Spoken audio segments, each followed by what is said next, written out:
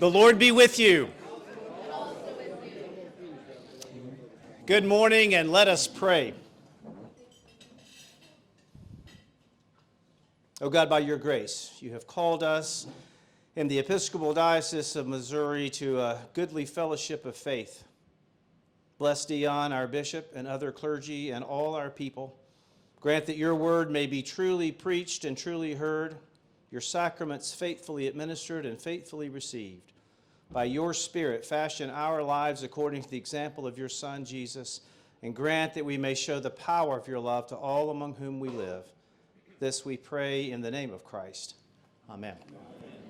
Well, good morning. I'm glad that you're here, and I hope you're enjoying breakfast. We have our annual opportunity to hear from our bishop and for you to engage with him, and as I said at the 8 o'clock service, for you to ask him some difficult questions. I also want to recognize a couple of people who are traveling with the bishop today who are part of his team. Doris Westfall is seated up here in the front. She is what is known as the canon to the ordinary, and the ordinary is the bishop. And then also Diana Wheeler, who has recently moved into this diocese from California. So we're glad to have both of them here today as well. Before I hand the mic over to the bishop, I want to just affirm something that I hope that you have been seeing in our communications. We have been plagued for about the past year or so with various people who are attacking our system and who are able to manipulate it in ways to send out email in which they are posing as me or one of the other clergy. Please know that I will never reach out to you and ask you for money. I will never ask you for gift cards. I will never ask you to do anything like that. So if you get an email that is asking you to do something that doesn't seem right, that's right. So please always feel free to reach out to me or to the church office to verify anything that may be confusing or that you might think does not look right. Unfortunately, there's just not a whole lot that we can do about it. We have worked with our IT company, and so we have all of the protections that we need to have in place, and this is just part of what it means to live life in 2024. So again, just know that we're never going to ask you for things of that nature. It's an honor and a privilege for us to have Bishop Deon Johnson with us today for a service of confirmation. He's already preached at the 8 o'clock service, and I'm going to turn it over to him. Welcome, Bishop. Thank you. Well, good morning, everybody. Good morning. Well, it is a delight to be with you this morning and to have my entourage with me. This is an opportunity really for us to just have some conversation, or for me to talk about some of the things going on in the diocese. It really is your time, and the canon to the ordinary and Deacon Diana are both here, that if there's specific questions that sounds more in their lane, I will pass it on to them, because I try really hard to stay in my lane. So, are there questions? I will preface this by saying this. If you don't have questions for me, I will have questions for you. So, what are there questions? Are there things that you would like me to talk about, or anything like that? I think there's a roving microphone, so please feel free to jump in with questions, or if there's something going on in the diocese that you would like me to say some more about.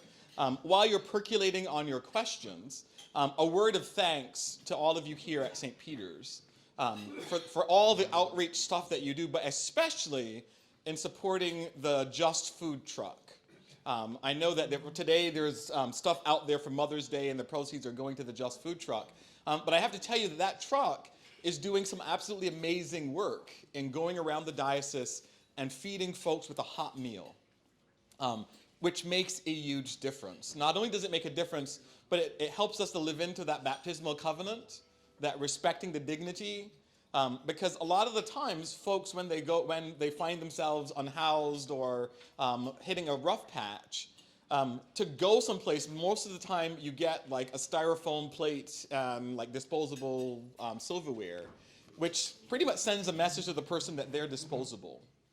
And what the Just Food truck does is restores a bit of that dignity. It allows folks to feel as though they actually belong to something. And the other thing that it does, I think, that's really important, especially now, is it begins to build community.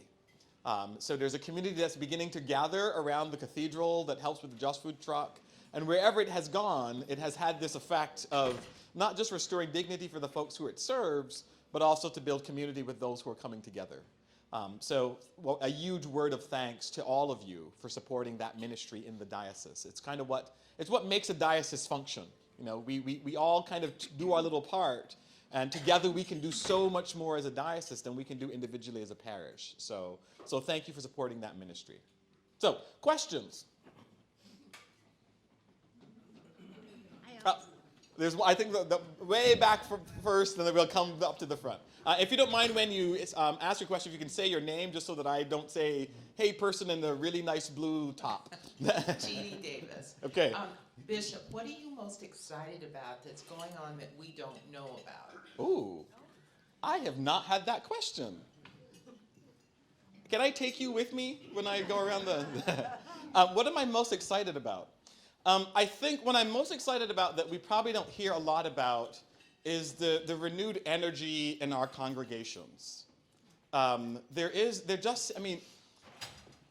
of the things that has been so inspiring for me, especially in our little rural congregations, is that they have been stepping up and doing some big things, which is big for them.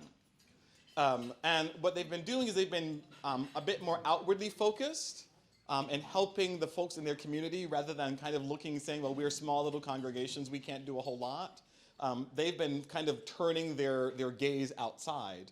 And the one that I love to lift up is St. John and St. James in Sullivan. They've nicknamed themselves the Daughters of the Sons of Thunder. Because about a year and a half ago, there were 4 people in that congregation, 4 women, and they were the 4 faithful women who just, they showed up every Sunday and they did worship and, they tried their best. And about 9 months ago or so, the Reverend Sally Weaver went to be with them. I said, well, can you go and just supply, be with them a couple Sundays and whatnot? And she went for 2 Sundays and called up Doris and I and said, can I just stay with these people? They're like amazing. Well, that congregation, I just had my visitation with them in February. And in the last 9 months, they have gone from those 4 women to 24 people at church on Sunday. Wow. Which doesn't seem like a lot, but for them, that is like what? A 500% increase? But not only did they have people coming, they've become outwardly focused. So in Sullivan, there's about 4 or 5 nursing homes, and they have adopted those nursing homes as their place of ministry. So they just did like a cookie walk a couple of weeks ago for the residents that they can come and do cookies. And so they have just decided that they're going to be pastoral with those folks. And they're doing in the summer, which I love, they're doing adult vacation Bible school. And they're doing all the stuff. So you can come in color, you can finger paint, you can all the things you would do in Bible school. They're going to do it for the nursing homes. But that's just one example of some of our congregations that are doing some wonderful things and saying, we got to look outside the door and see who needs our help or who do we need to walk next to. So kind of like the unsung heroes. So I'll just use this one if that's... Catherine Matthews, and I work at SLU, and one of the things I'm charged with is building programming for our mobile van. And so I'm excited, and I'm especially charged with building programs for folks who struggle with housing. So I'm very excited to think, who's my point person for the Just Food trucks so that we can go out together. Awesome. So Deacon Barbie Click she's the missioner for Jubilee Ministries. And you're probably going like, what is a Jubilee Ministry? Jubilee Ministries, so they're places designated around the diocese for specific ministries that they do in outreach to the community. So, like for instance, Trinity St. Charles, they have like this massive garden in the back, and they do it with the ecumenical partners, so the Presbyterians and the Lutherans, and like they do it with a whole bunch of people. And so their fresh produce goes to the local homeless shelter and to the local food pantries so that folks can have, again, restoring dignity, giving them fresh fruit and all that stuff. And so they're designated as one of our Jubilee centers. Jubilee centers are places where we do outreach directly into the community. So there are places around the diocese that are designated with that designation as a Jubilee Center. And so Barbie Click, who is the deacon, the missioner for that, she coordinates that entire, who is doing what. So if you go to the diocesan website, you will see, and you look for missioners, and you will see that Deacon Barbie, well, all the missioners have pages, but Deacon Barbie's information is there that you can go connect with her. And I see Dwayne Trainer, who is our missioner for LGBTQ engagement. So I got to spend the weekend hanging out with Dwayne. But our missioners are the other probably unsung heroes. They are doing some wonderful work across our diocese in the different areas that they've been called to serve. So, other questions?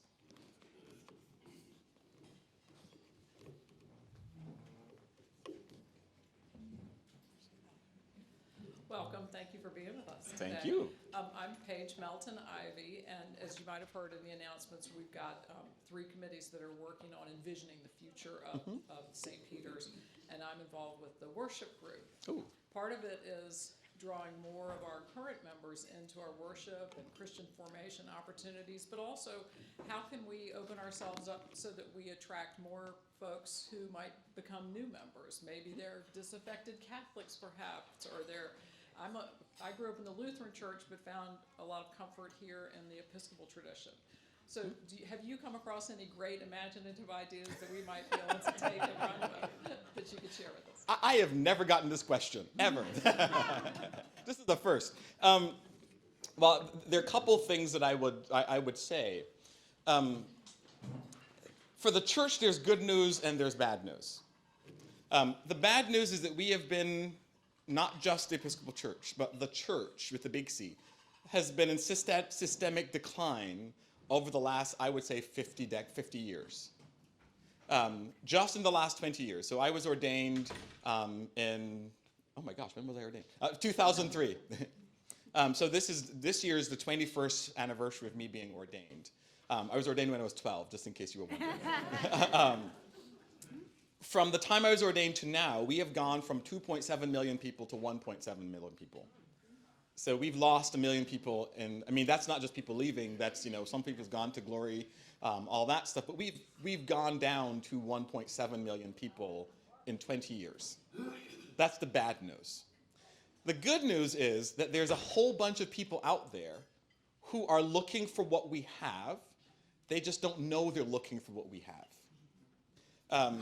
We tend to think of growing our churches through, like we said, disaffected Catholics or Lutherans. And I think in doing that, we put the emphasis on the wrong syllable. There's a growing population of nons, not nuns, N-O-N-E-S, nons. They are non-affiliated. And the church, the Episcopal Church, just did a survey, I think last year, and 85% of those nons think that Jesus' example is a great example to follow, that they like Jesus, they don't see Jesus reflected in our churches. Good news, bad news. So I think we have an opportunity with those folks who have no church affiliation to show and be something different for them because they're looking for what we have. I mentioned in my sermon for the 8 o'clock, the 8 o'clockers here heard this before, but our Surgeon General last year issued a paper on isolation and loneliness, that we have an epidemic of loneliness in our country where 80% of the population feels lonely. That cuts across all generations. So even our millennials who seem to have like the great Instagram life, that's loneliness. I mean, there's loneliness in all of that. And so the question that I would ask, that I would invite you to ponder is, how do we break down that barriers of loneliness in our community?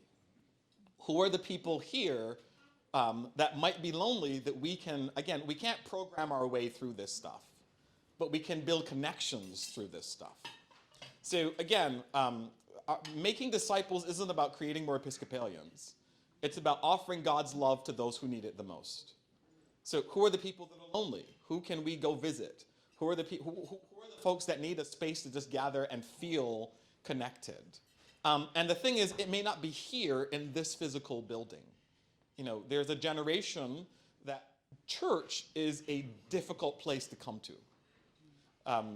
Maundy Thursday, we gathered 77 young people between the ages of 21 and 35 at a thing called The Happening. Let me repeat what I just said. 77 young people between 21 and 35 showed up on Maundy Thursday for a gathering that was music, that was prayer, that was talking all about God and Jesus and building connection, and it wasn't in a church. Because we couldn't get, if we had done it in a church, I don't think they would have showed up. But they gathered, and at the end of that gathering, where we intentionally talked about God and Jesus and our spiritual life and all of that stuff, they all asked, when are we doing this again? One of them had a great line that said, I love Jesus, but I'm not quite sure about Christians.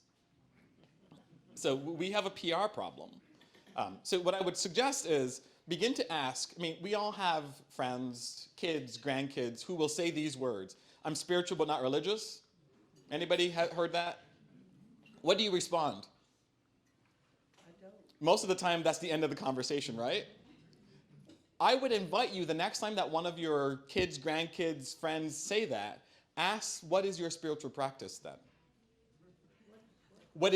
If I'm spiritual but not religious, what do you do for your spirituality? And I can almost guarantee you there's not going to be one.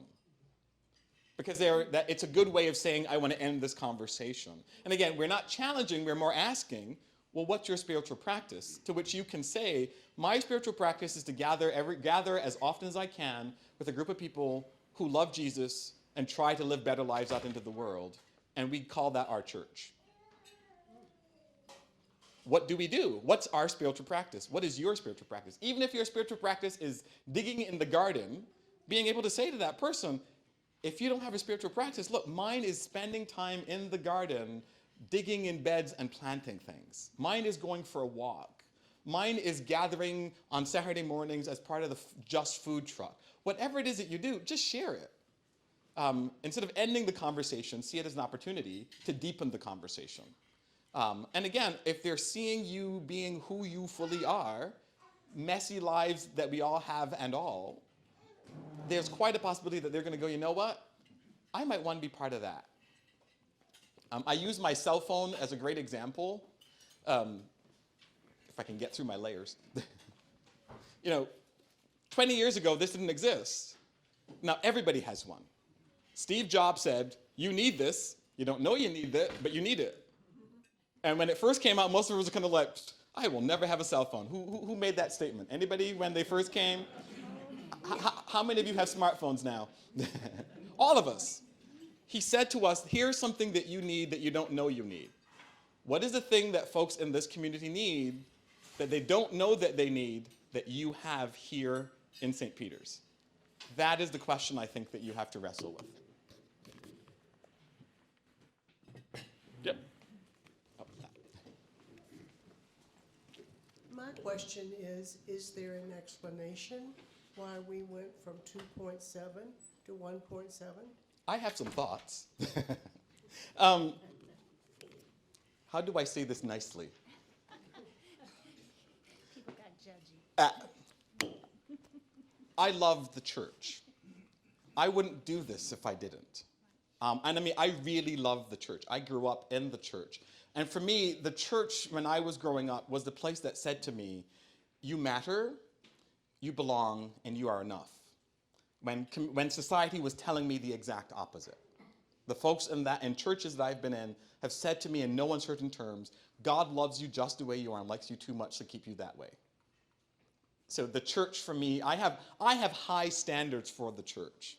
And I bring that hopefully into this ministry to say, folks, we can do better than this. I think in the last, say, 30, 40, 50 years, the church became infatuated with itself. We were more preoccupied with trying to keep things inside the church than going outside and finding Jesus outside. There used to be, God bless that movie. If we build it, they will come. That used to be the church's understanding. You build a building and people are just going to show up. We didn't have to do anything. We didn't have to engage with people. They would come to church, say their prayers, and go back home, and that hour, hour and a half, 2 hours at the building didn't really make a big difference. It didn't transform lives. And so when we became so inwardly focused that we forgot that there are people out there who were hurting, who needed connection, who needed love, who needed to be told that message. And so in the last 20 years, we were so preoccupied with fighting with each other about, hey, you can't move the altar 6 inches off the wall, when the people outside the building really didn't care whether you moved the altar 6 inches or 6 feet. And so we became so inwardly focused that we forgot there were hurting people out there that Jesus called us to go out and minister to. And so what I think is beginning to happen, I mean, St. John, St. James is a really good example, where what we're beginning to realize is that we cannot be so insular. We have got to look outside and see where God is calling us out there, rather than be so concerned about the stuff inside. I mean, one of the gifts that St. John and St. James, or the daughters of the Sons of Thunder did, is they decided, you know what, our space doesn't reflect who we are. So they got rid of most of their pews. They still got a couple. They went to chairs. They got rid of the altar rail. They got rid of a bunch of the stuff out of the building to say, you know what, if we're going to say we're a place of welcome, we need our space to look like a place of welcome. They do coffee hour in the back of where they worship, because it's like, well, if the people are here, let's do the worship here. They do stuff out in the community. They have their blessing of the animals. They're next to a cemetery. They do it outside in the cemetery. I mean, they've tried to kind of go, where can we go where the people are? And I think that's the difference. The church is now asking, well, if people are showing up at these events, why aren't we? I mean, I have this crazy, audacious, just harebrained idea of putting a church on out of a shipping container and put it in the parking lot of the Cardinals game or wherever people are gathered. I mean, why are we not saying Mass in the parking lot of the Cardinals game when if people are there, why isn't the church showing up there? You know, the challenge, I think, is for us to go where people go. I mean, think of this. On any given baseball game, there are 10,000 people sitting in a stadium watching people run around the square. Never understood baseball, but whatever. But what's the opportunity that we have there in that gathering? Like when we have a state fair or whatever the event is, are we showing up where the people are? Because I mean, people are paying some really good money to go to these baseball games and the blues games and all the other things. Why is the church not there? You know, when our kids have soccer games, you know, why are we not going? You know, because I know I was a parish priest and I would complain about, well, they should make church a priority. And then I finally went, you know what? Well, if they're going to do soccer in the morning, I'm going to go to soccer then. So a bunch of us would go to the soccer games and cheer on our person in the congregation to say, well, if you can't come to church, the church will come to you. But again, I think the focus has to be on where can we go outside and partner with Jesus rather than expect them to come in and find Jesus in the building. I know that's a long answer to a short question, but I can go on, but so other questions. I mean, it really is challenging us that, you know, when we begin to get into fights over some of the things that we do in church, you know, when if you ever want to get an Episcopal church up in arms, move something. I mean, it's true, you know, you move something and it's like, oh my God, the world's going to come to an end. But for people who are outside the church, it doesn't matter to them. It's like, are you showing Jesus when you do what you're doing? That's what matters to them. They don't see Jesus in us. And for me, we have a challenge. If they do not see Jesus being reflected in us, we got some work to do. I love the apron. Hi, Jerry Willie. What's your vision for the North City area?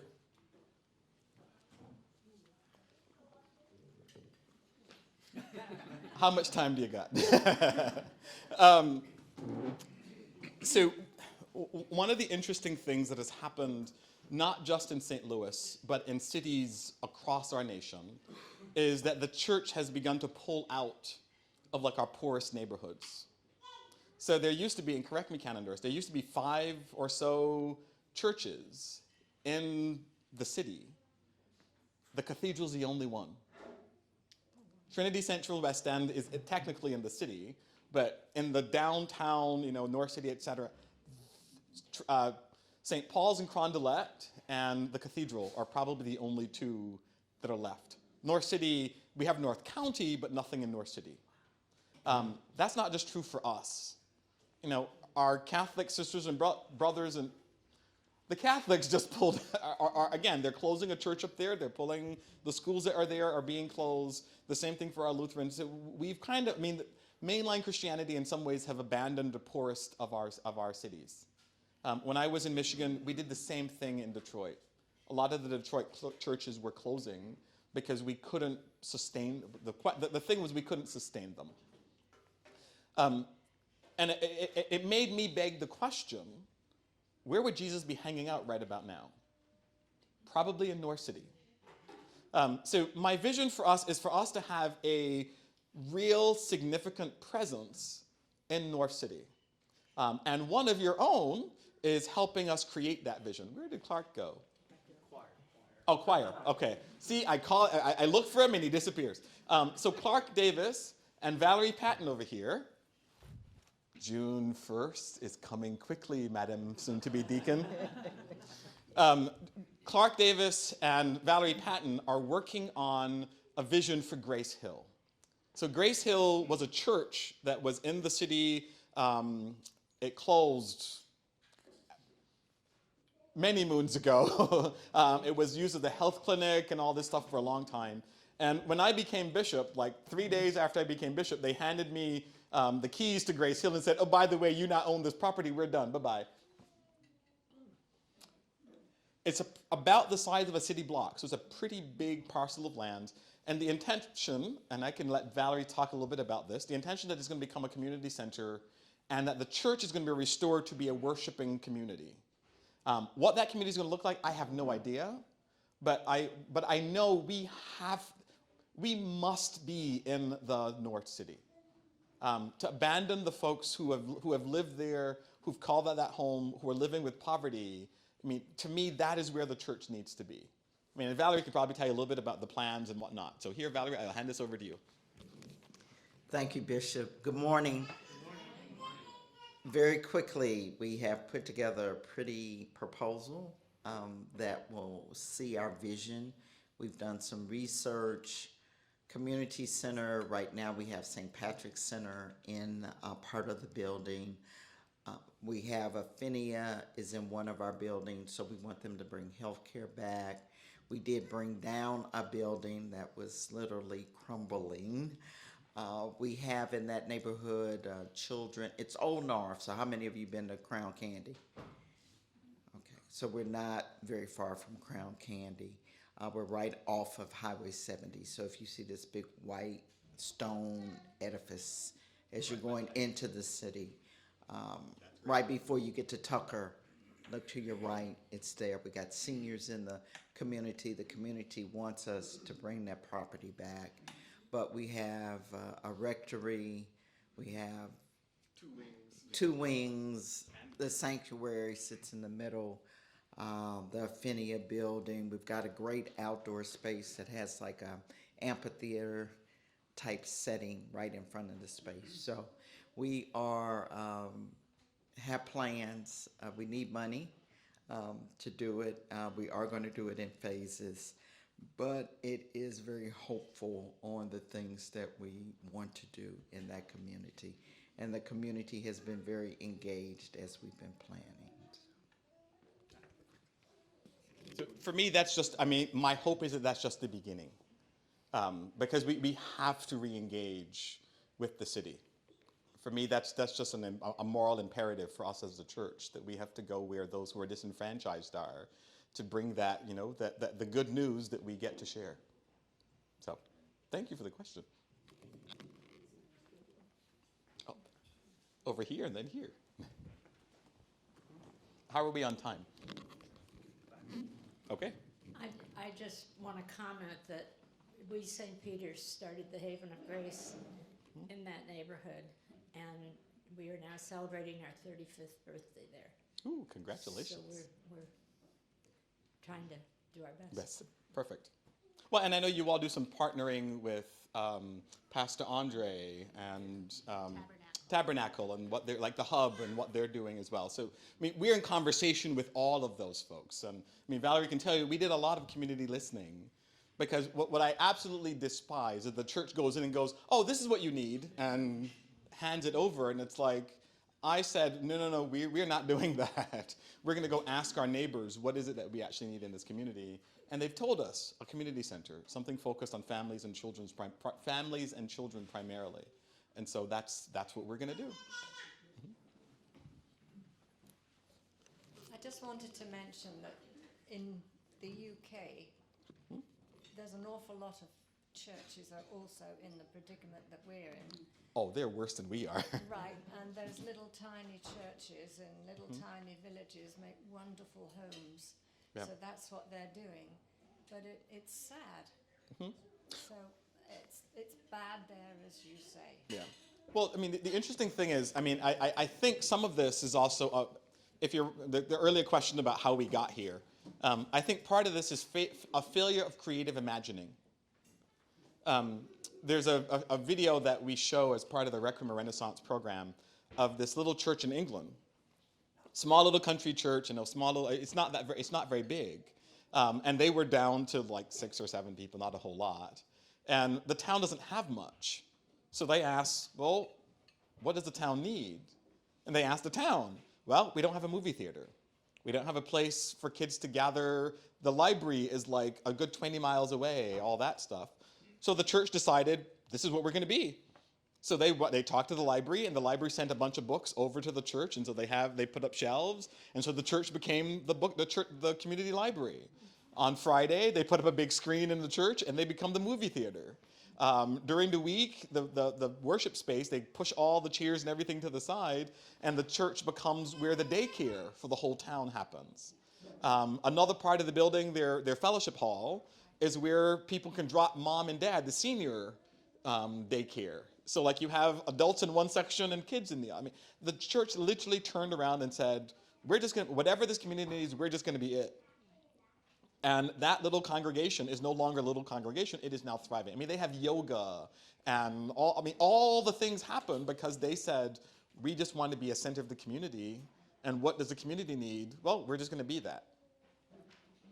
It's happening here in different parts of, even in our own diocese, we're seeing stuff like that. Some creative reimagining of what can our space be. Because, I mean, when you think about what our worship spaces are, we use them, for 3 or 4 hours on a Sunday morning, and then for the rest of the week, it's just heated and cooled. What else could we use it for? I've seen churches turn their worship spaces into places where theater performances could happen. That during the week, you can go to the theater at the church. Different things like that. But it's kind of, how do we creatively look at our space to say, yes, it's a sacred space, and we use it as that. And what else could it be? Cathedrals in England, medieval cathedrals, you would have the big farmer's market. The reason why anybody know why we have an altar rail? Literally, the altar rail was not for kneeling. The altar rail was to keep the animals at the farmer's market in the cathedral from getting up there and eating the host and eating while going after the priest. So it's like, some of this stuff was practical, that the cathedrals and our churches were places to gather the community to do things. So again, creative imagining of, well, what could this space be? Who could we partner with? The challenge with some of this stuff, though, is that it means that we have to be willing to do something different. We have to do that thing that Episcopalians love called change. It means we have to adapt. How do we allow our spaces to be something different than what they've always been? How do we, offer hospitality to like the local theater troupe or the local dance troupe that might want to come in and do a performance in our space or that's looking for space? Who could we partner with to say, what can we use our space for during the week? I'm having some conversation with the dean about, well, how do we get like a yoga group in the cathedral? Because what's a big old space that's just sitting there in downtown that could be used for something else? So I think this time calls for creative reimagining of how we do what we do and where we do it. Yep, I think this is probably the last one. Where did our, oh, sorry, was there one back there? Yeah. The second last one. Hi, Bishop. Good morning. Isaac Arton. I know who you are, Isaac.